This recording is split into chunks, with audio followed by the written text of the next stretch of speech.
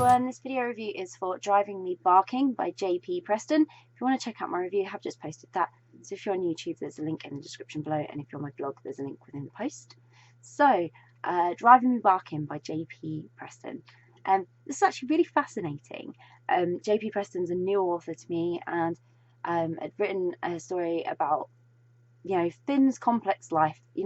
It's already complex enough without the woman that she thought she'd left in her past turning up again, and then with that brings challenges and decisions that they further mess with her mind and leave her wondering if life can ever be normal again. She was getting to some sort of semblance, and now here we go.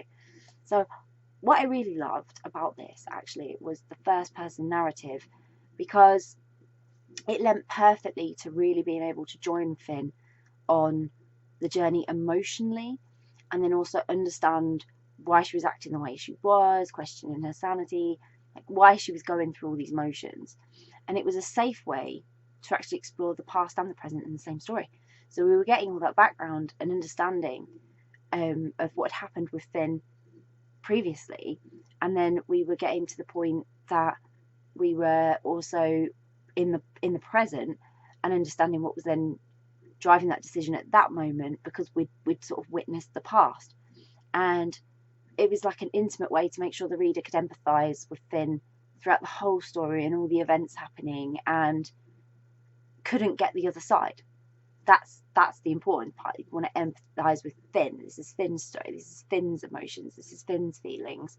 So you can only have Finn's perspective. And I love that, because when you get that one-sided perspective, it is almost like you're right there with the character, and you've had your side picked for you, so you can really be on the emotional journey. You don't have to think and process more. And a character that sort of like with Finn, we could only really assess from thought, helped us to sort of really learn that there was multiple layers that made Finn's thoughts actually quite deep and complex, and they were really complex. They were thought about on many levels, because it wasn't just a straightforward decision in a lot of the cases, and there was a lot to unpack, and there was a lot to process, and then there was a lot to act on based on what you were unpacking and processing of that with Finn. So, and Finn was having to do that at the same time, so it was almost like being on that thought process with her. And it was very relatable to how we all process highly emotional and triggering situations. You could really empathise, and this meant that there were parts of the story that were racing because Finn's thoughts were racing. Other times they kind of circled and went round and back again, and thought about it again, and thought about something else for a minute, and then came back to it, and it all sort of came back to the one point, or kept going round.